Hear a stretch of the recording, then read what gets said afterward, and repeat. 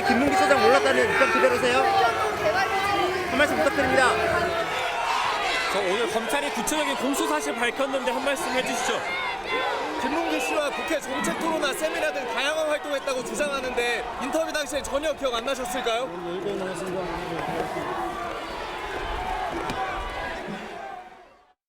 민주당 이재명 대표가 지난 대선 과정에서 허위 발언을 한 혐의, 그러니까 공직선거법 위반 사건의 첫 정식 공판을 위해서 오늘 오전 법원에 출석을 했습니다. 보신 것처럼 이전에 검찰 조사를 받으러 갈 때와는 다르게 기자들의 질문에 묵묵부답이었는데 오후 재판에 들어갈 때는 또 달랐습니다. 이어서 보겠습니다.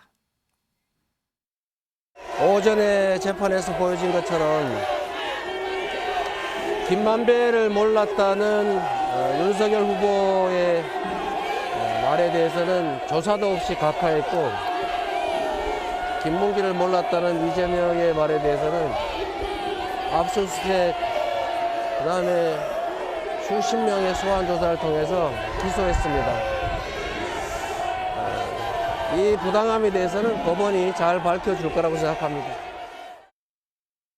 자, 강재묵 기자. 예. 여기 키워드처럼 오전에는 묵묵부답했어요. 그런데 오후에는 다시 부당함에 대해서 강조를 했어요. 맞습니다. 오전과 오후가 달랐네요. 맞습니다. 이 포토라인이라고 하죠. 이 앞선 소환 조사 당시에는 이 들어갈 때부터 이 취재진과 대화를 나누는 등 좀 여유로운 모습을 보이기도 했었는데 이날 조사에서는 달랐습니다. 이 오전에는 보고 오신 것처럼 들어갈 때부터 눈도 마주치지 않은 채 이제 바로 묵묵부답으로 들어가는 모습이 있었고요. 오후에야 조금 이 재판 관련해서 얘기를 꺼냈는데 이 재판을 앞두고는 당 차원의 입장도 좀 확인할 수 있었거든요. 이 오전에 있었던 이 최고위원 회의를 마친 뒤 박성준 대변인 표현이 있었습니다. 당 차원 입장 저희가 영상으로 준비했습니다. 대선 과정에서 정치인의 토론, 인터뷰 과정에서 나왔던 말 꼬투리를 하나 잡아가지고 결국 이제 기소를 했단 말이에요. 그러면 이러한 기준이라면 윤석열 대통령의 후보 시절에 거짓말에 대해서도 윤 대통령 허위사실 공포로 수사해야 되는 거 아니냐, 이렇게 얘기를 드리는 겁니다. 윤석열 대통령 관련된 허위사실 유포와 관련된 고발한 내용이 있습니다. 그러면 같은 기준으로 이재명 당대표에 대한 수사, 기소가 있다고 하면 윤석열 대통령과 관련된 부분도 똑같은 기준으로 적용돼야 되는 것이 아니냐. 장희민 변호사님. 네. 오전 재판에서 무슨 일이 있었던 걸까요? 묵묵부답하던 이재명 대표가 부당함을 강조를 했어요. 사실 재판이 길어지다 보니까 오전 이제 마친 이후에 기자들에게 입장을 묻는 질의를 받고 아마 입장 정리가 필요하다고 생각했을 것 같습니다. 재판이 진행되고 있음에도 불구하고 계속해서 질문에 응하지 않고 부답으로 견제한다면, 그 입장을 견제한다면 뭔가 재판과 관련해서 불리하다고 생각하는 거 아닌가라는 또 해석을 나올 수도 있기 때문에 이 부분과 관련해서 이 이재명 대표가 항상 얘기하고 있는 사람을 겨냥한 수사다, 사건을 겨냥한 게 아니다. 왜냐하면 윤석열 대통령 사실 데칼코마니처럼 김만배 모른다라고 대선 국면에서 이야기했고, 나중에 박영수 전 특검과 회식 자리에 김만배 씨가 사실 동석했던 사실이 드러나기도 했었습니다. 네. 그러니까 이 부분도 같은 잣대로라고 한다면 압수수색 이루어지고 기소 이루어져야 되는 거 아니냐라는 정치적인 공세에 좀 나선 것으로 볼 수 있을 텐데요. 지금 말씀 주신 대로 오전에는 좀 묵묵부답으로 일관한 측면이 있거든요. 그래서 김광선 변호사님께 좀 여쭙고 싶은 게 사실 최고위 단계에서도 기자들 질의에 이제 답하지 않았고 최고위 후에도 재판과 관련해서는 최소한 언급을 하지 않았는데 이게 혹시 추가 어떤 영장 청구 등을 염두에 둔 자세 낮추기다, 몸 낮추기다 이런 해석에 동의하시는지를 한번 여쭙고 싶습니다. 저희가 볼 때 이제 몸 낮추기는 아닌 것 같아요. 그리고 그런 몸 낮추기를 할 이재명 대표도 아니라고 보고 아마 본인이 지금 사실은 지금 허위공표 사실 관련해서 첫 재판이잖아요. 앞으로 이번 달만 해도 이제 재판이 3번 있단 말이에요. 근데 이거 말고도 아마 검찰에서 대장동이랄지 유례랄지 또 성남 FC 관련해서 기소를 하게 될 겁니다. 이제 그러다 보면 앞으로 계속 재판을 가야 한단 말이에요. 네. 그럼 그때마다 최고위에서 이 얘기를 하고 또 뭐 법정 들어갈 때 이 얘기하고 그럴 수는 없어요. 네. 그래서 오늘의 이재명 대표가 법정에 들어갈 때의 어떤 표정을 보니까 전에와 달리 상당히 많이 굳어 있더라고요. 그러니까 본인 입장에서는 재판이 시작이 되고 어떻게 보면 본인의 운명의 또 싸움이 시작이 되거든요. 그러니까 상당히 좀 긴장했던 것 같고 들어갈 때 아무 말도 안 했기 때문에 상당히 이제 언론에서 많은 말이 있었거든요. 그러니까 법정에서 나올 때는 좀 생각을 해뒀다가 작심 발언을 한 걸로 보여요. 작심 발언이라 이렇게 보시는군요. 이은지 기자님, 조금 전에 김광삼 변호사가 얘기했듯이 뭐 성남FC 후원금이라든지 대장동이라든지 검찰이 이제 기소를 하게 된다면 재판이 앞으로 줄줄이 이어질 거예요. 기소를 하게 된다면. 그렇다면 당내에서는 이런 불만이 나올 수 있어요. 아, 이러면 일주일에 뭐 한 두세 번씩, 서너 번씩 재판받으러 가야 되는데 당 내에 이 업무 제대로 볼 수 있겠냐 이런 불만이 나올 수도 있는데 혹시 당 내에서는 어떤 얘기들 좀 나오는 게 있을까요? 네, 말씀하신 것처럼 비명계를 중심으로는 우려가 현실이 됐다라는 반응이 나오고 있습니다. 오늘 첫 재판에 출석하면서도 벌써 그것이 현실화됐죠. 네. 오늘 최고위가 9시 30분에 예정이 돼 있었는데 이 재판 시간과 겹쳐서 30분을 땡겨 진행했습니다. 당 지도부는 30분 정도 땡기는 게 무슨 의미가 있느냐, 그 정도는 별 차이가 없다 이렇게 일축을 했지만 비명계에서는 이렇게 된 이상 당대표가 더 이상 당에 짐이 되어서는 안 되고 본인의 거취를 결정해야 한다는 목소리가 높아지고 있는데요. 또 당 관계자들의 말에 의하면 이번 재판에서 100만 원 이상의 벌금형이 선고가 되면은 네. 당에 즉각 피해를 주게 됩니다. 일단 선거법 위반 사건으로 벌금 100만 원 이상 당선 무효형을 확정받을 경우에 민주당은 선거관리위원회에서 보전받은 대선 비용 434억 원을 되돌려줘야 합니다. 그렇죠. 또 하나 쟁점은 부정부패로 기소 시 당무를 정지하는 당원 80조 적용인데요. 비명계는 이처럼 그 재판 출석 과정에서 당에 계속해서 부담이 되는 상황을 빨리 정리하라 압박에 나설 것으로 보입니다. 이 재판 결과에 따라서 또 여러 가지 또 혼란들이 올 수 있는 그런 상황인 것 같습니다. 강재묵 기자, 예. 지금 어쨌든 상황이 상황인지라 이런 얘기 나와요. 자, 만약에 제2차 체포동의안 표결이 이루어진다면 검찰이 다시 한번 구속영장을 청구해서 국회에서 체포동의안 표결이 이루어진다면 이거 보이콧해야 된다 이런 얘기도 나온다면서요. 그렇습니다. 이 친명계가 주축이 되는 이 초선 의원 모임이죠. 이 철험회 소속 의원들 사이 멘트 중에 있었었는데요. 이 넘어올 경우에는 아예 보이콧을 하자는 표현이 있었습니다. 이 여기에는 즉각 국민의힘이 응하기도 했었는데 주호영 원내대표 표현이 있었었거든요. 국회판 십자가 밟기라고 비판했습니다. 영상으로 직접 듣고 오겠습니다.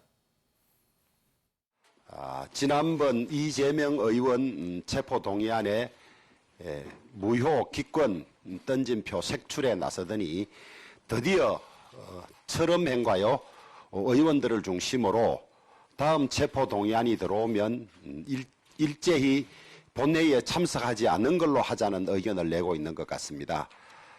말이 씨가 된다는 말이 있습니다.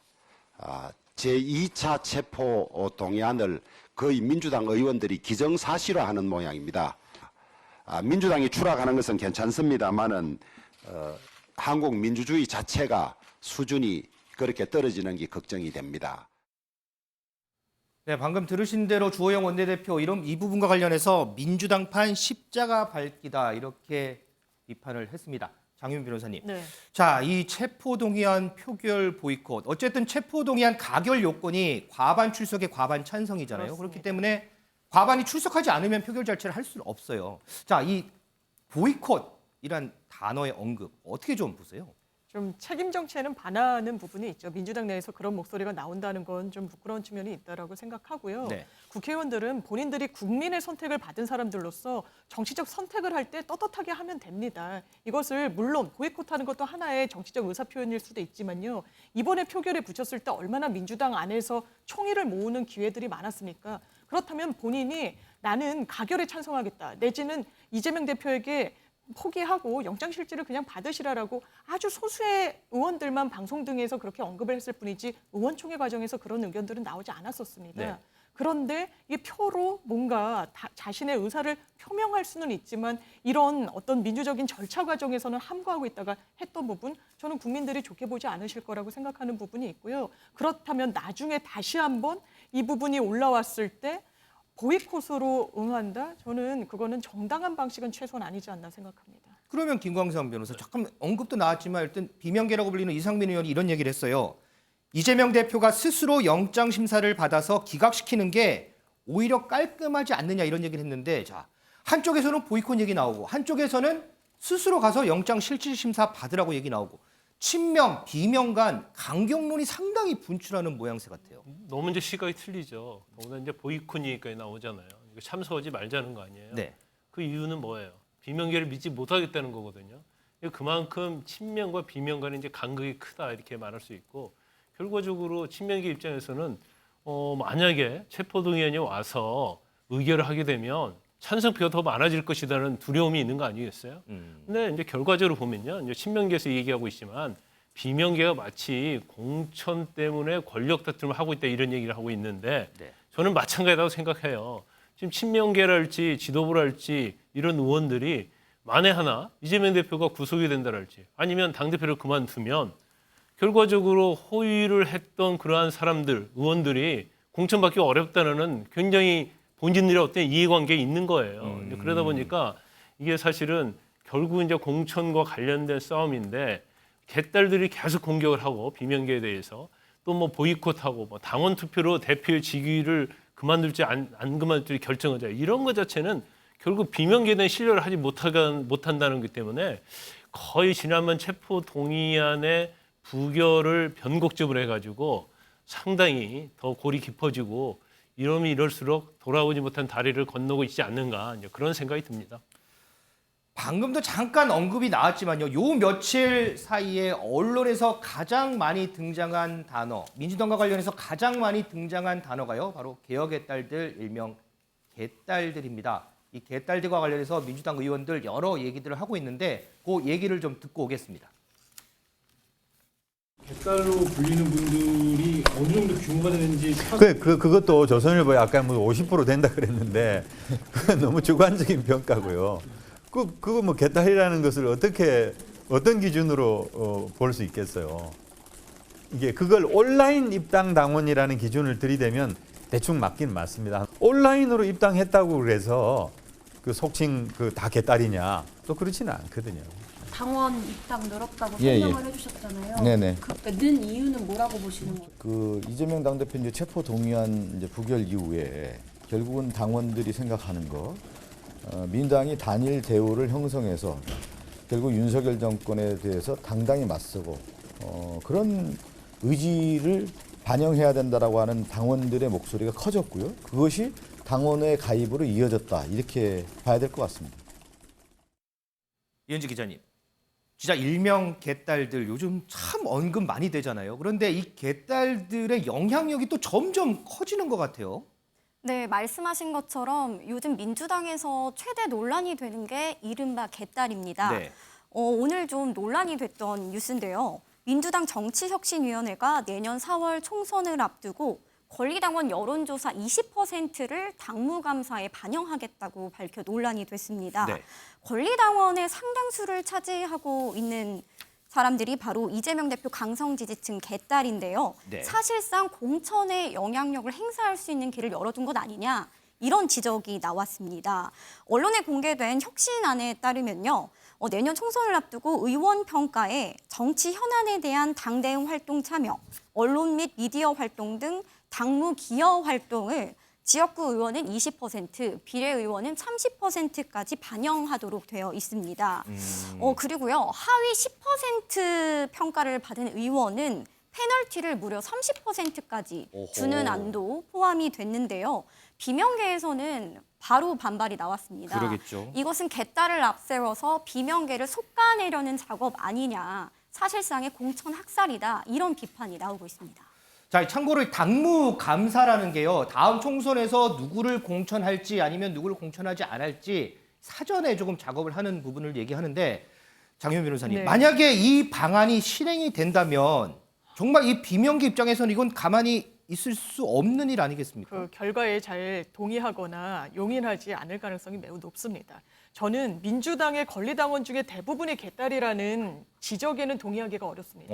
왜냐하면 이 굉장히 좀 팬덤 정치 그리고 아주 목소리가 큰 정치에 일부 당원들이 있는 것은 사실이지만 그걸 주류라고 평가하기 좀 어렵다고 보거든요. 네. 그럼에도 불구하고 만약에 당무감사에 권리당원 여론조사를 도입한다?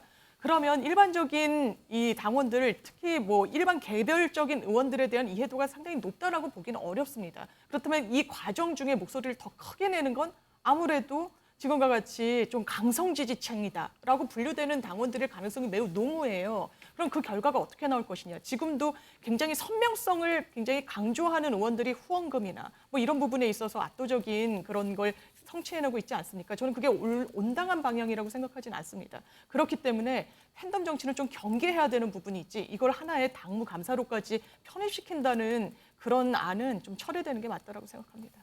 우리 김광삼 변호사는 이 부분 어떻게 좀 보세요? 전 바람직하지 않다고 봐요. 왜냐하면 비슷하시군요. 지자체 선거랄지 국회의원 선거에서요.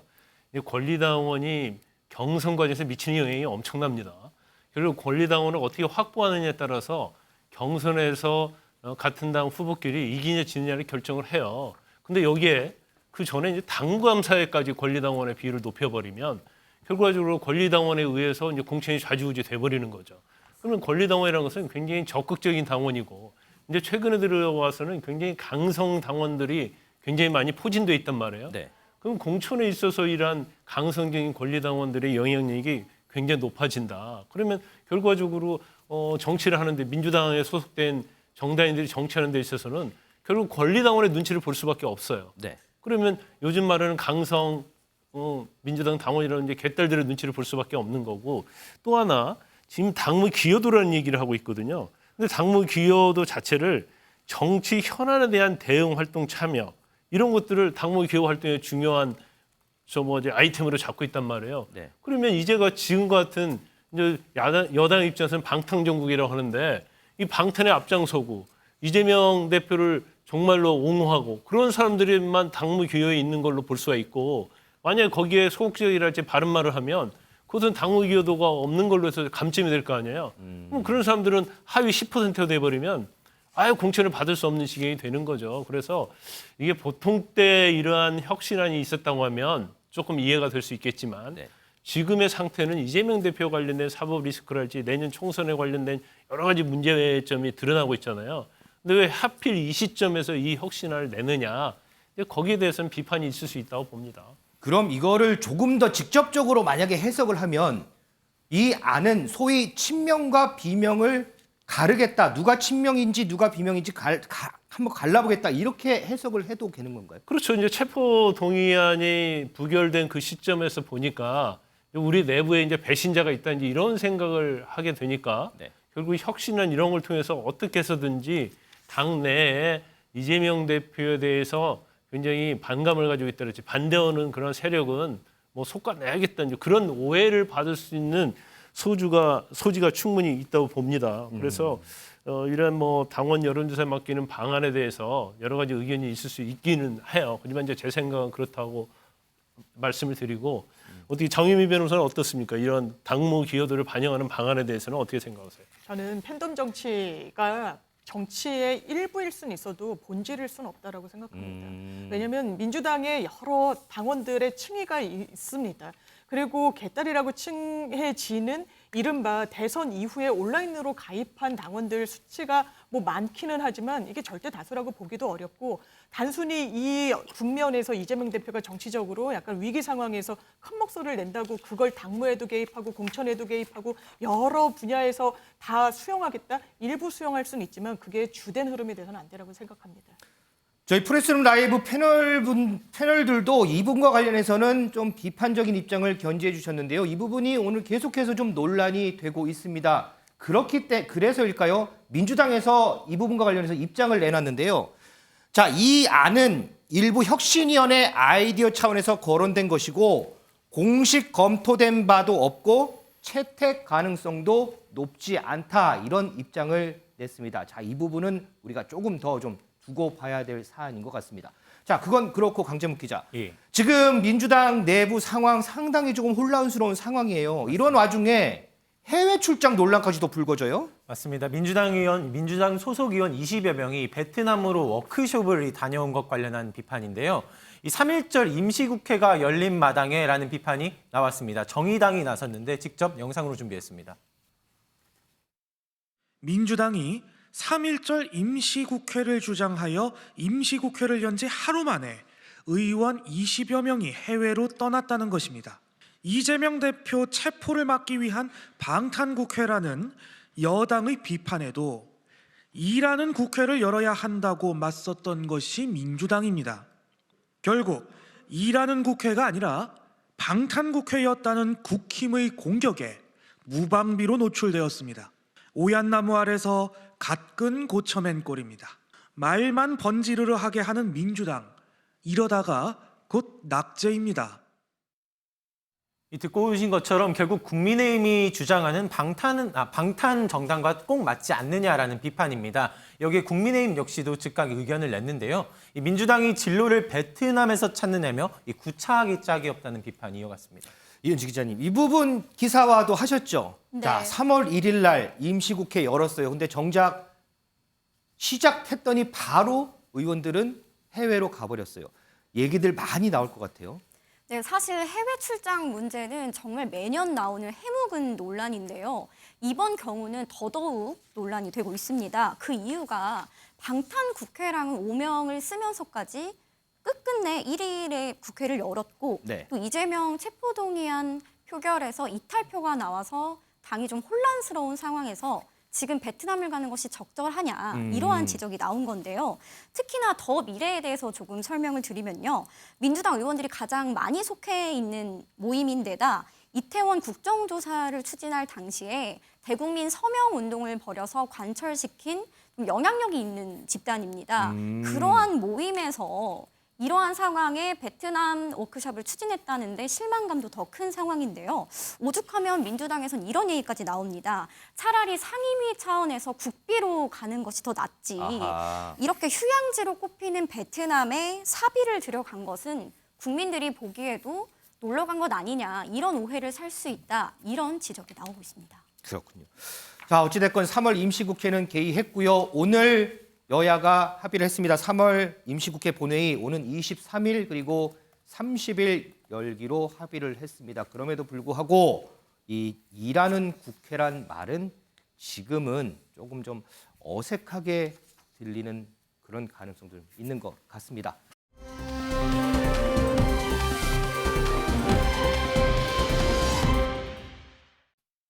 당원 동지 여러분의 압도적 지지만이 하나 되는 국민의힘, 당당한 국민의힘으로 만들어 나갈 수 있는 기초가 됩니다.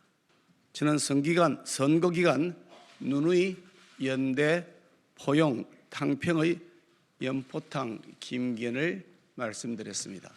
작은 물줄기가 모여 큰 강을 이루듯 전당대회의 모든 분들과 힘을 합쳐 하나 되는 국민의힘, 한마음 국민의힘을 만들겠습니다.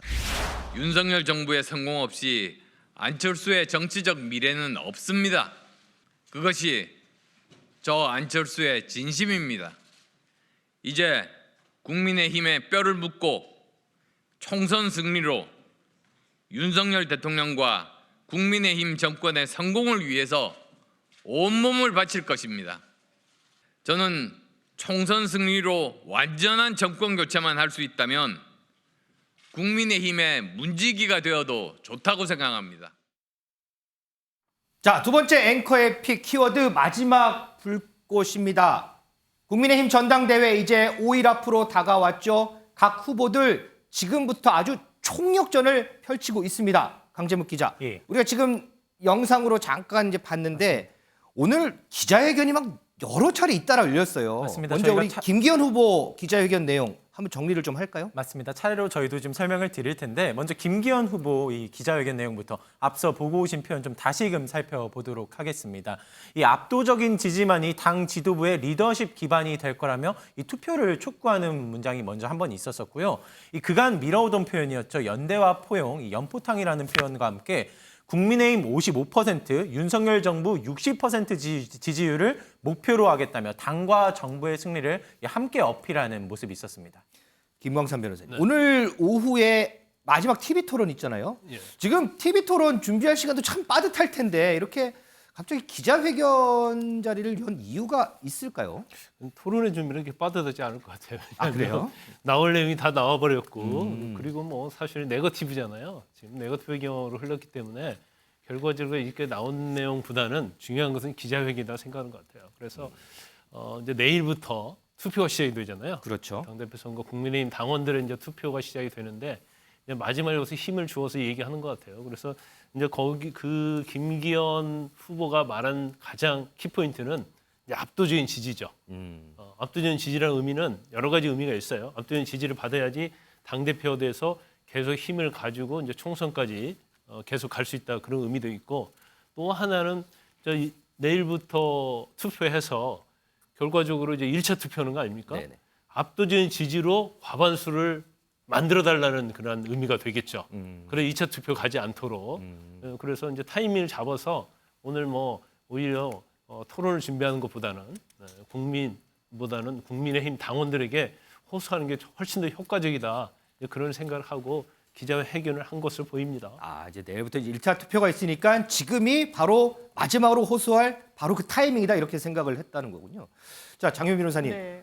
오늘이 윤석열 대통령하고 안철수 후보하고 단일화한 지 1주년 되는 날이라고 하더라고요. 그래서 그런지 조금 전에 우리 영상도 봤지만 안철수 후보도 이와 관련해서 또 기자회견을 했어요. 그렇습니다. 사실 안 후보가요. 단일화를 부정하는, 여기서 단일화는 대선 국면에서 본인이 윤석열 후보, 그 당시 후보의 손을 들어줬던 그 단일화를 얘기하는 겁니다. 단일화를 부정하는 세력이 있다라고 이야기를 했는데요. 그게 누구일까를 생각해보면 사실상 윤석열 대통령과 대통령실을 겨냥한 발언이라고 봐야 될 겁니다. 이 안철수 대표가 여러 차례 이야기합니다. 본인이 이 윤석열 정부의 성공을 원하겠다고 하니까 대통령실의 기류가 별로 좋지 않았습니다. 그러자 묻습니다. 그런 안윤 연대라는 것이 역사적 사실이 아니냐라고 합니다. 그날 바로 대통령실의 핵심 관계자가 익명으로 기자들에게 이렇게 이야기를 했습니다. 대통령을 더 이상 끌어들이지 말라. 사실 이번 전당대회에서 대통령을 제일 많이 호출한 후보는 김기현 후보입니다. 어떤 후보에게는 이런 방구 말 한마디 없고 안철수 후보에게는 대통령의 거론조차 하지 말라. 심지어 이진복 정무수석 뭐라고 얘기했습니까? 가만히 있으면 아무 일도 일어나지 않을 거라고 안철수 후보에게 얘기했습니다. 사실상 어떻게 보면 겁박으로도 들릴 수 있는 그런 차원의 발언이에요. 그렇다면 이 실제로 윤석열 정부의 어떤 집권을 가능하게 한 데는 당연하게도 안철수 후보의 단일화가 있었다고 봐야 됩니다. 그 효과를 무력화하는 데는 정치적 의도가 있는 거 아니냐라고 대통령실을 향해서 저는 오늘 안철수 후보가 물었다고 생각합니다. 이은지 기자님. 대통령실에서 어쨌든 간에 어제 더 이상 윤석열 대통령 전당대회 끌어들이지 마라라고 이제 얘기를 했어요. 그럼에도 불구하고 물론 오늘이 1주년이긴 하지만 조금 전에 장혜민 변호사 얘기도 있었긴 하지만요. 그럼에도 불구하고 이렇게 꿋꿋하게 기자회견에 나선 안철수 후보. 가장 큰 이유는 뭐라고 보세요? 아무래도 가장 큰 이유는 이번 전대에서 윤심을 저버리고는 갈 수 없다는 것일 것 같은데요. 윤한 연대라고 본인이 발언을 해서 대통령실이 단번에 끌어들이지 말라라고 불쾌감을 표한 것이잖아요.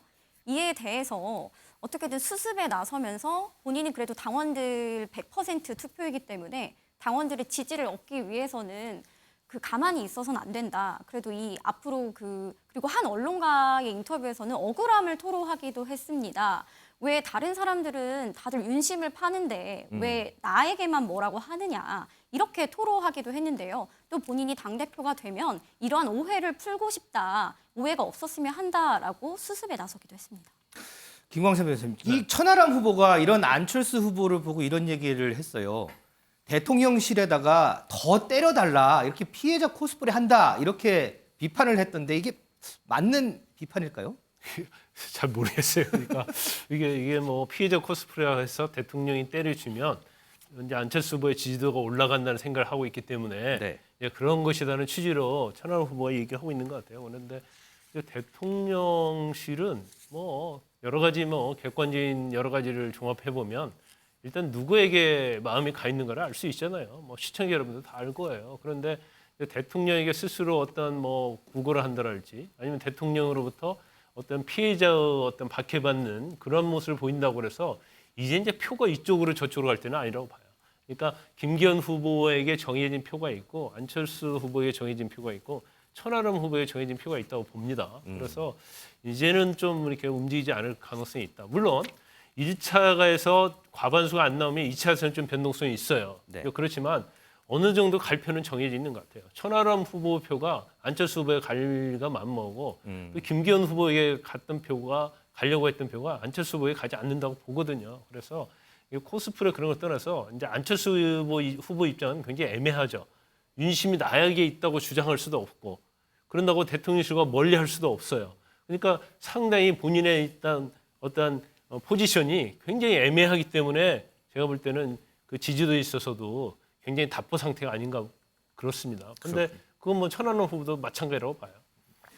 강재목 기자, 우리 천하람 후보 얘기가 나왔으니까 말인데 오늘 이준석 대표도 기자회견 하지 않았어요? 맞습니다. 이 한 권의 책과 함께 등장했는데요. 이 아마 다들 익숙하실 것 같은 책인데 바로 우리들의 일그러진 영웅입니다. 이 소설 속에 나오는 엄석대를 윤석열 대통령에 빗댔고요. 이른바 이 엄석대 측 핵심 관계자라는 표현으로 이른바 윤핵관을 또 지적하기도 했습니다.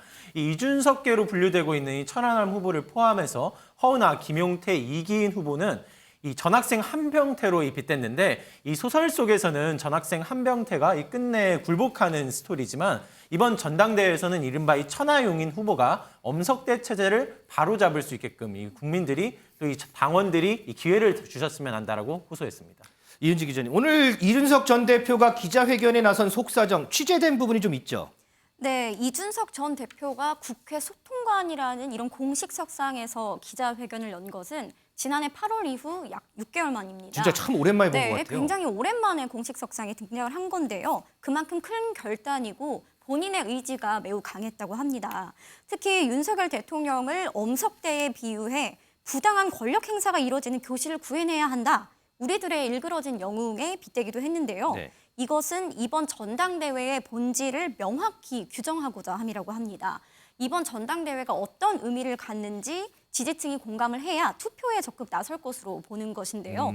또 천하람 후보 뒤에 이 전 대표가 있다는 것은 공공연한 사실이지만 이제 내일부터 투표가 시작되죠. 확실하게 힘을 실어주겠다는 것으로 김기현 후보에 맞서 결선에 올리겠다는 의지라고 합니다. 장현 변호사님. 네. 이제 내일부터 이제 투표가 시작돼요. 그리고 하루 전에 지금 이준석 전 대표가 국회 소통관에 딱 나타났어요. 소위 천하용인 후보들한테 지지율 반등에 도움이 될까요? 사실 이준석이란 정치인이 국민의힘 당원 중에 일정 정도 본인이 정치적 지분을 갖고 있는 건 있죠. 사실 20대 남성들 굉장히 정치, 특히 보수 정부 외면했었습니다. 그렇지만 이준석이라는 청년 정치인으로 인해서 굉장히 많은 당원 가입을 했어요. 그런데 오늘의 기자회견이 의미가 있으려면 어떤 전략을 세워야 되느냐. 김기현 후보를, 그러니까 이른바 1등 후보를 지지하고 있는 당원들의 표심을 흔들어 놔야 되는 그런 어떤 기자회견이 됐었어야 될 텐데요. 최소한 이런 엄석대의 그 윤석열 대통령을 비유하고 굉장히 폭군이란 이미지를 좀 씌우려고 하는 그런 의도는 이번 처음 시도한 것도 아니고 전당대회에서 어떻게 보면 이준석 대표의 전략의 셈도 있습니다. 그렇기 때문에 아마 원래 김기현 후보를 지지하기로 했던 다른 당원들이 오늘 기자회견을 계기로 마음을 고쳐먹어야겠다. 뭐 이런 판단을 하기는 어려울 거고 아마 본인의 입장 스탠스는 쭉 이어갈 텐데 저는 오히려 민주당의 이런 기조가 위협적일 수 있다고 생각합니다. 당내에서 전당대회가 끝나고 나서도 전 이준석 대표가 지금과 같은 기류를 철회할 거라고 생각하지는 않습니다. 계속해서 목소리를 낼 거예요. 그러면 여당 내 야당 목소리를 이준석이 담보할 것이다 라고 하면 민주당의 오히려 입지가 좀 좁아질 수도 있겠다 이런 생각해 봅니다. 우리 김광삼 변호사님은 지금 장현 변호사는 상당히 좀 오늘 기자회견에서 좀 비판적인 입장을 견지를 했어요. 그러면 요거는 그냥 예측인데 천하용인 후보 중에 과연 지도부에 몇 명이나 좀 입성할 것 같으세요? 지금 뭐 물론 지금 이제 여론조사 나오는 것은 국민의힘 당원들을 상대로 하는 게 아니에요.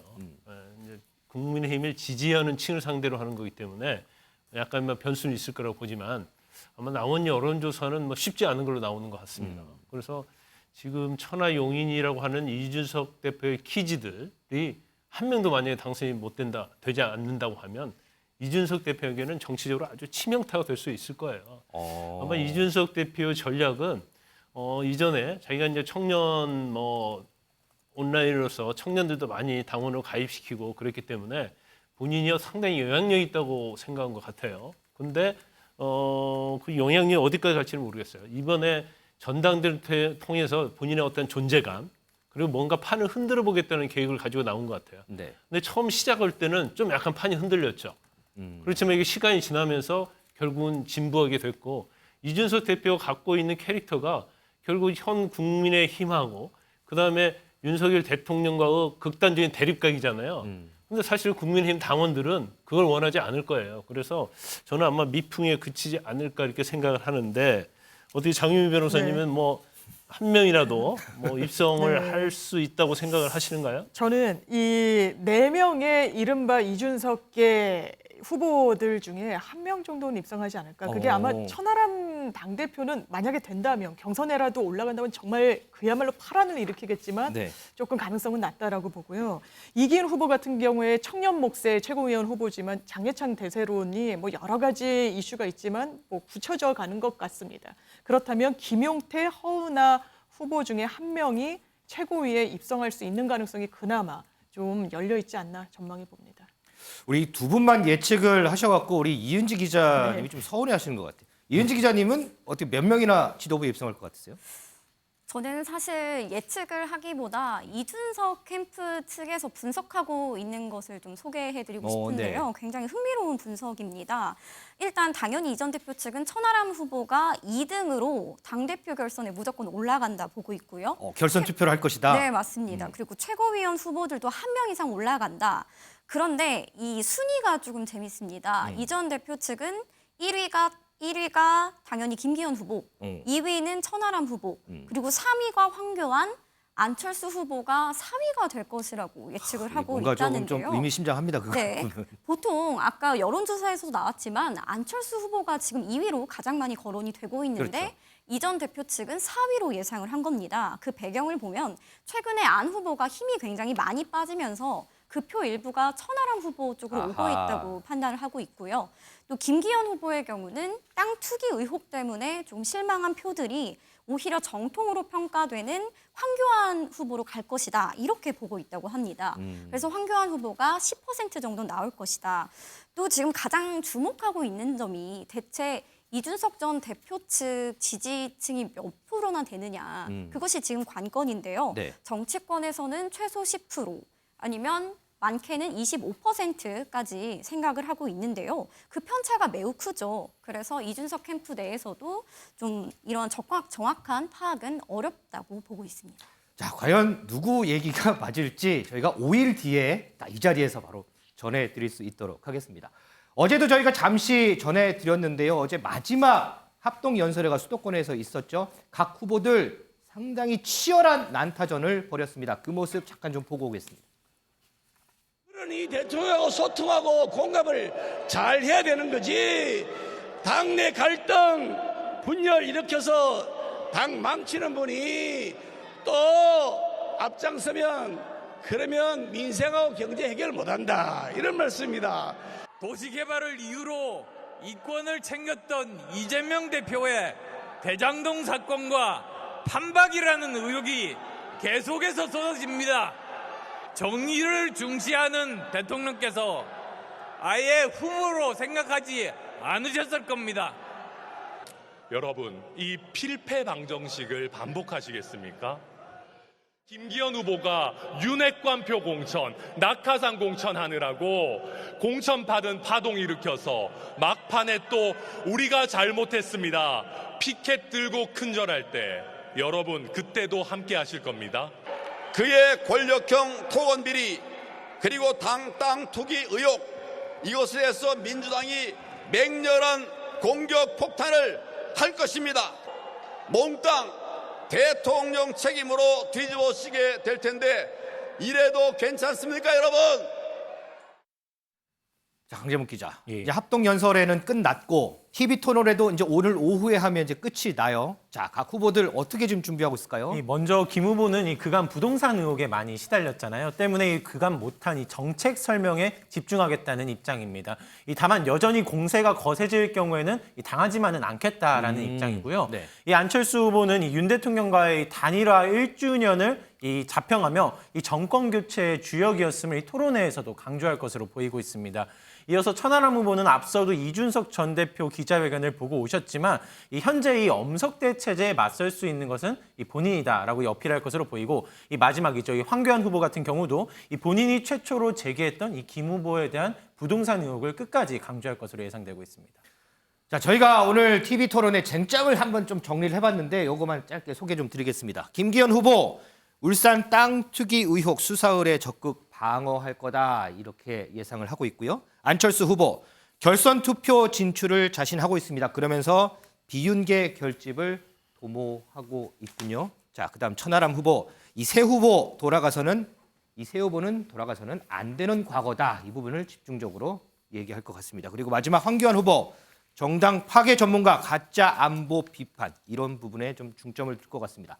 과연 이 네 후보 오늘 어떤 무기들을 숨겨서 마지막 TV 토론에 임할지 관심이 좀 쏠리는 부분입니다.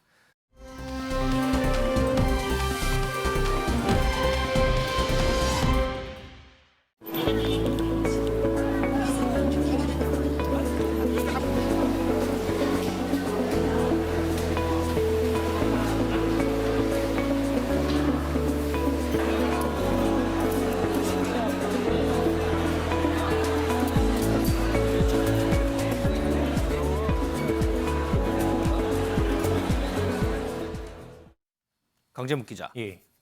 지금 영상에 우리가 흔히 얘기하는 먹방이라고 하죠. 그러니까 냉면 먹방하는 사람 같은데 맞습니다. 저 사람이 누구예요? 전 어디서 많이 본 것 같긴 한데 정확하게 누굴까요? 일단 북한 사람입니다. 이 유미라는 유튜버인데요. 이 유미. 북한의 일상을 소개해주는 유튜버 이 유미의 일상이라는 채널을 운영하고 있습니다. 이 보신 것처럼 먹방과 함께 자막으로 영상을 소개하고 있는데 이른바 이 조선어뿐만 아니라 이 영어로도 이 자막을 담아놨었거든요. 이 아까 보신 것처럼 이 냉면을 먹는 이 화면 같은 경우에는 이 둘이 먹다 하나 죽어도 모를 맛 같은 표현을 영어와 함께 자막으로 담았습니다. 이 북한 대표 식당인 옥류관을 소개하는 영상이었는데 이 먹는 장면도 또 자세히 보시면은 이 김정일 위원장이 직접 교시했었던 이른바 이 냉면 먹는 방법이라고 하더라고요. 이 식초와 간장을 면에 뿌리고 이 겨자 같은 경우는 육수에 풀어내는 방법이라고 해가지고 이 김 위원장이 직접 하는 방법을 또 직접 이게 영상으로 담아낸 건데 이 영어 자막과 함께 아무래도 이 해외 독자층을 겨냥하는 듯한 영상을 좀 게시했습니다. 윤지 기자님, 이 유미라는 유튜버가 제작한 영상 꽤 되죠. 제 기억에도 예전에 아이스크림 먹는 건가요? 그런 것도 한번 본 것도 같기도 하고요. 네, 맞습니다. 이 채널은 무려 지난해 6월 21일에 개설됐는데요. 현재까지 총 14편이 올라와 있습니다. 14편이요? 네, 평양의 주요 상점이나 관광지, 맛집 등을 촬영해서 올려놨는데요. 우리나라 유튜버들이 하는 먹방 콘텐츠도 꽤 보이고요. 심지어 개인 헬스 트레이닝을 받는 영상도 게재됐습니다. 김원삼 변호사님, 지금 뭐 유튜브가 나오는데 유미라는 이 유튜버가 냉면도 이렇게 막 먹고요, 뭐 아이스크림도 먹고 운동도 하는 영상도 올리고 막 하는데 이거를 일반 북한 주민들의 일상이다 이렇게 볼 수는 없는 거죠. 일단 뭐 우리가 아는 바와 같이 그건 아니다 그렇게 봐요. 그래서 저희 유튜브 자체도 상당히 이제 짜여진 대본에 의해서 이루어지고 있는 것이 아닌가 싶고요. 우리가 하는 먹방과 굉장히 다르잖아요. 굉장히 우리의 먹방은 막 자유로우면서 어떻게 보면 굉장히 수다를 떨면서 모든 말을 하면서 하는데 저는 상대의 언어도 이제 정제된 언어를 쓰고 있거든요. 그다음에 이제 먹방하는 장소가 바로 북한 당국이 특히 챙기는 식당 옥류관 아닙니까? 네. 먹으면 사실 자유롭게 먹어야 하는데 김정은이 교시한 그 내용대로 먹방을 한단 말이에요. 그럼 저거 자체도 사실은 의도적이다 이렇게 볼 수 있을 것 같고 아마 이제 코로나랄지 이런 것으로 굉장히 어려운 경제인데 북한 경제인데 이제 그런 것들을 좀 타개하기 위해서 우리 이렇게 자유롭다 그렇게 맛있는 곳이 많이 있다 이런 거에 대한 어떤 이미지 이런 걸 주기 위한 것이 아닌가 싶습니다. 장윤 변호사님. 네. 이게 제가 궁금해서 그런데 이 유튜브라는 매체가 이게 열린 매체잖아요. 그렇죠. 그런데 이제 지금 우리가 지금 소개하고 있는 이 컨텐츠는 북한에서 제작을 한 컨텐츠란 말이죠. 이 북한에서 제작한 컨텐츠를 우리가 보고서 거기다 댓글을 남기거나 좋아요를 눌리고 이렇게 해도 되는 건가요? 이게 국보법에 저촉되는 거 아니냐라고 좀 해석될 수 있고요. 실제로 문헌상 그렇습니다. 왜냐하면 그래요? 국가보안법에 찬양고무죄가 있는데요. 이게 찬양고무 행위뿐만 아니라 이 반국가단체인 북한이나 아니면 그 주민 내 동조할 경우에도 처벌한다라고 돼 있습니다. 그러니까 동조 행위는 그 행위를 칭찬한다, 나도 동의한다, 공감한다라는 게 좋아요 내지는 댓글로 나올 수도 있는 거잖아요. 네. 그러니까 국가보안법이 지금 현존하고 있는 상황에서는 이게 사실 재판에 넘겨질 수도 있는 거. 실제로 과거에도요, 이 북한에서 운영하는 사이트의 게시글을 본인이 그냥 긁어다가 본인이 운영하는 SNS들에 게시하고 한 부분, 뭐 남한을 정부를 뭐 좀 조롱하고 이런 성격의 글이긴 했는데 재판에 넘겨진 사례가 있습니다. 물론 최종적으로 이제 고의성 등등의 문제 때문에 무죄가 나오긴 했었는데요. 네. 이게 현행법에 좀 저촉될 수도 있는 것으로 해석될 여지는 열려 있습니다. 그러면 우리가 이제 유튜브를 보다가 어떻게 이제 알고리즘이라고 그러죠. 그것 때문에 떠서 나오면 그냥 한번 쓱 보고 말아야지 거기다 댓글을 단다거나 좋아요 누르고 이러면 안 되겠군요. 제가 봤을 때는 이게 고의성이 있어야 되기 때문에 좋아요 정도로 찬양 고문 내지는 동조의 고의가 있을 것이냐라고 최종적으로 법원 판단까지 받진 못할 것 같지만 적극적으로 댓글을 단다거나 하는 행위는 더 위험할 수 있습니다. 알겠습니다. 자, 강재묵 기자, 우리 예. 북한 얘기하고 있으니까 하나만 짚어볼게요. 한반도 상공에 죽음의 천사가 떴다 이런 키워드가 제 원고에 좀 써 있는데 죽음의 천사 이게 뭐예요? 이 미공군의 이 최신 특수전 항공기를 일컫는 말입니다. 이 기종 AC-130J를 일컫는 이 별칭인데 이 한국과 미국의 특수부대 연합훈련이 티크나이프 관련 자료가 이례적으로 공개됐습니다. 이 티크나이프 훈련 같은 경우는 그간은 이 비공개로 진행이 되어 왔었거든요. 이 항공 화력을 정밀 타격하는 연습을 진행하는 훈련인데 이날 훈련에 앞서 말씀하신 이 죽음의 천사라 불리는 기종 역시 이 처음 한반도로 전개됐습니다. 이 북한을 향한 강한 경고로 이 해석이 되고 있는 중입니다. 자, 이 티크나이프 훈련이라는 게 적진 침투하는 훈련입니다. 때문에 그동안은 비공개가 됐었는데 이거를 공개한 만큼 북한에 대한 강력한 경고의 의지를 담았다 이렇게도 해석이 될 것 같습니다.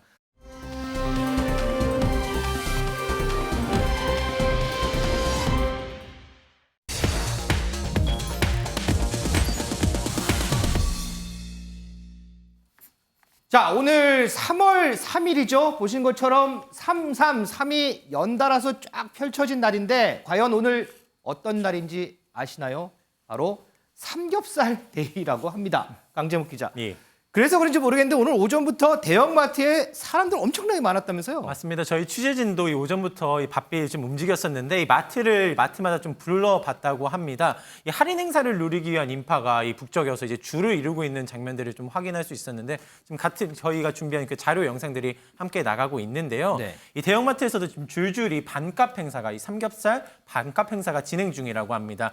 이 최근 살인적인 물가의 모처럼 이 반가운 행사인 만큼 시민들이 몰렸다고 하는데 이 한돈 자조금관리위원회에서도 이 오늘 20주년을 맞아서 이 33데이를 맞춰서 행사를 열었는데 이 1.5톤 물량을 이제 행사에 준비를 했다고 했는데 이 물량이 1시간 만에 동이 났다고 하거든요. 이만큼 열광적으로 이 시민들이 모여서 이 오늘 같은 날을 좀 즐기기 위한 움직임이 있었습니다. 자, 오늘 삼겹살 데이 맞아서 대형마트들 각각 뭐 삼겹살 50% 할인 판매하고 그러면서 사람들이 상당히 많이 몰리고 이은지 기자님 1.5톤 물량이 뭐 아까 30분 만이요? 1시간 만이요? 뭐 그때 다 팔렸다고 해요. 자, 이렇게 막 인기가 많은데 그럼에도 불구하고 이 한돈 농가는 그렇게 마냥 웃을 수만은 없다면서요? 네, 맞습니다. 지난해 러시아와 우크라이나 전쟁 이후에 사료값이 폭등한 여파로 한돈 농가의 적자 경영이 심화되고 있기 때문입니다. 지금 지난해 수입산 축산물 할당 관세로 전년 대비 돼지고기 수입이 40%나 늘어난 점도 한돈 농가에게는 부담이 되고 있는 것인데요. 또 이러한 상황에서 정부가 최근 한우 소비 촉진 행사를 진행한 것도 한돈 농가는 좀 불만으로 작용을 하고 있습니다. 이에 대해서 농림축산식품부는 한돈 업계의 어려움도 이해는 하지만 생산비 추정치가 과장된 측면이 있고 평년보다 20% 정도 가격이 하락해서 한우 농가 피해가 더 큰 상황이라고 설명하기도 했습니다. 아, 그렇군요. 마냥 한돈 농가는 이렇게 품귀 현상이 있어도 마냥 웃을 수만은 없는 것 같습니다. 장윤 변호사님, 네. 오늘 3월 3일 삼겹살 데이. 네.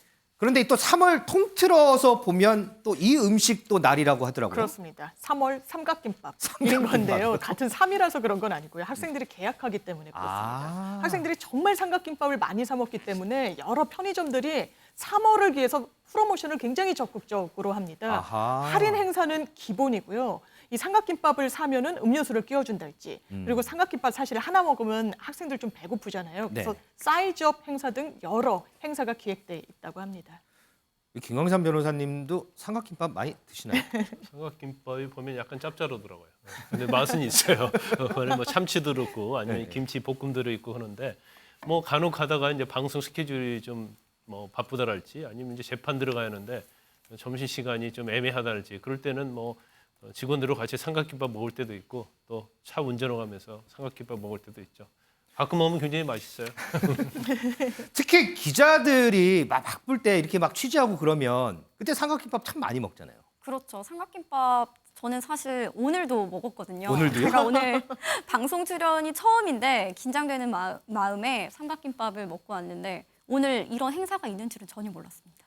글쎄요, 이게 삼각김밥을 먹고 배가 든든해서 그런지 오늘 방송 아주 잘하신 것 같아요. 아유, 감사합니다.